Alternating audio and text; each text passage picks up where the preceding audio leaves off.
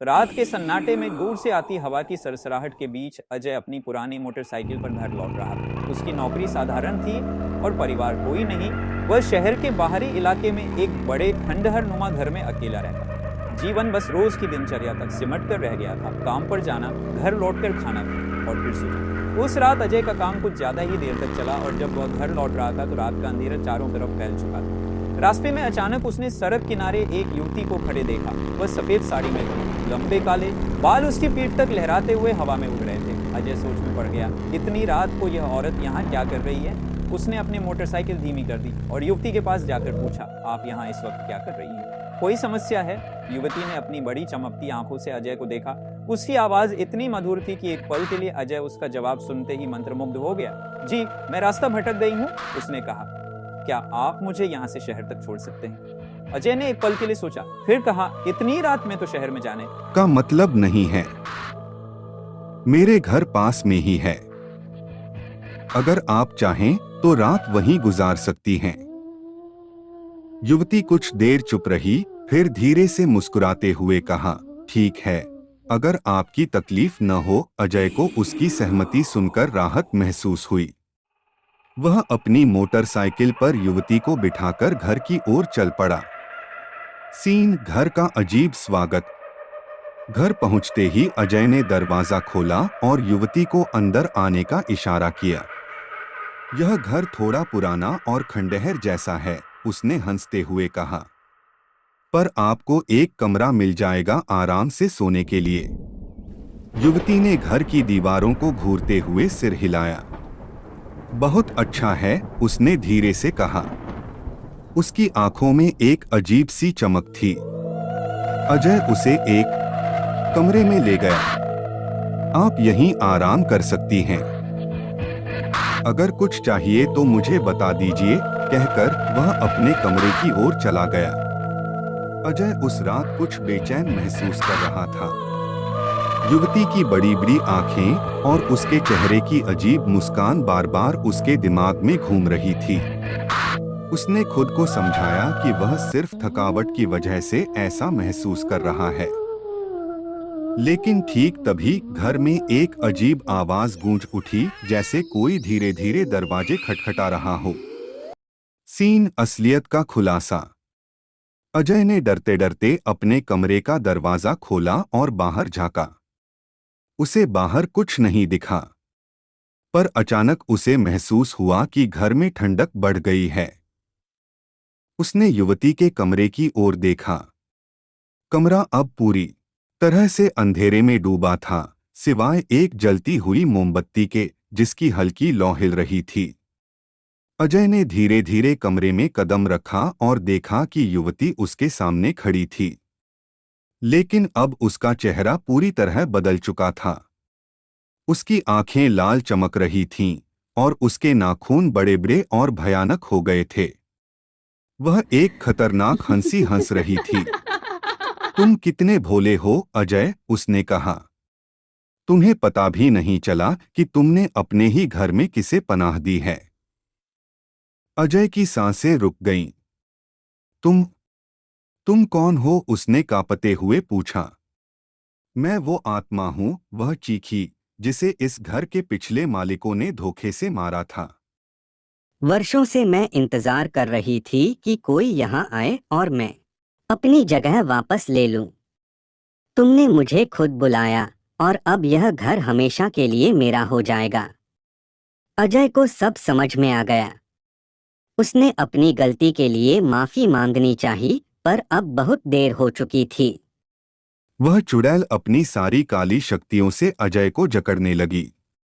उसकी भयानक हंसी घर के हर कोने में गूंज रही थी। अगली सुबह पड़ोसी उस खंडहर घर की ओर देखने आए। घर के दरवाजे बंद थे और खिड़कियों पर भारी धूल जम चुकी थी। किसी को पता नहीं चला कि अजय कहाँ गायब हो गया। पर उस घर के अंदर अब एक अजीब सा सन्नाटा रहता था, जैसे कोई अपनी नई जीत पर खुश होकर मुस्कुरा रहा हो।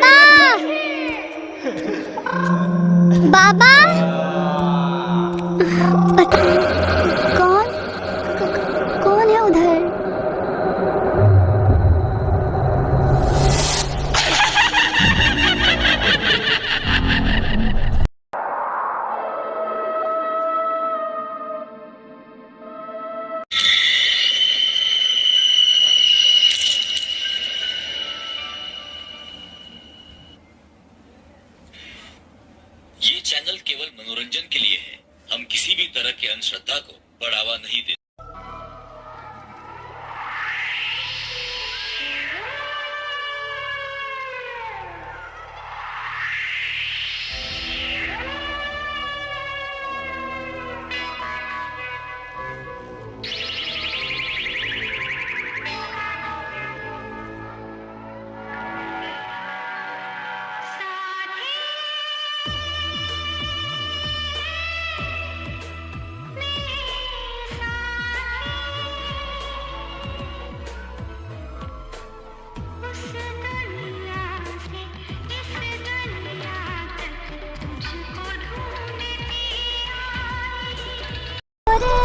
यह कहानी मैंने मेरी नानी से सुनी थी। मेरी नानी जो बांग्लादेश की निवासी थी, उस बार कुछ दिनों के लिए हमारे घर आई थी। 2 साले राजू और नन्हे अपनी अपनी पत्नियों के साथ उससे मिलने आते हैं। राजू धर्मदास से बोलता है,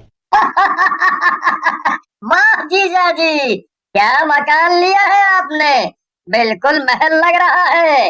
ऐसा मकान तो पूरे जिले में किसी के पास नहीं है। इतना माल टाल कहाँ से लाए। बहुत अमीर हो गए हो। हमें भी बताओ, थोड़े अमीर हम भी हो जाएं। तुम दोनों मेरे साले ना होते तो तुम दोनों को इस महल का चौकीदार बना देता। कहाँ से लाए हो पैसा। अरे भाई, मेहनत के हैं और क्या, जो तुम दोनों नहीं करते। करो तो तुम भी अमीर हो जाओगे। जीजा जी, अब इसमें मेरी क्या गलती है। मैं तो कुछ बोलता भी नहीं, मुझे क्यों कोसते रहते हो। तेरी ये गलती है कि तू इस कंगाल खानदान में पैदा हुआ और इस जोकर राजू का भाई है, समझा। तभी वहाँ तुलसी आ जाती है और बोलती है, इस आदमी को तो मेरे खानदान के बारे में बोलने का मौका चाहिए। खुद तो जैसे किसी महाराजा के खानदान से ताल्लुक रखते हैं। चलो तुम दोनों अंदर, इनके साथ बैठोगे तो तुम ऐसी फालतू की बातें सुनोगे।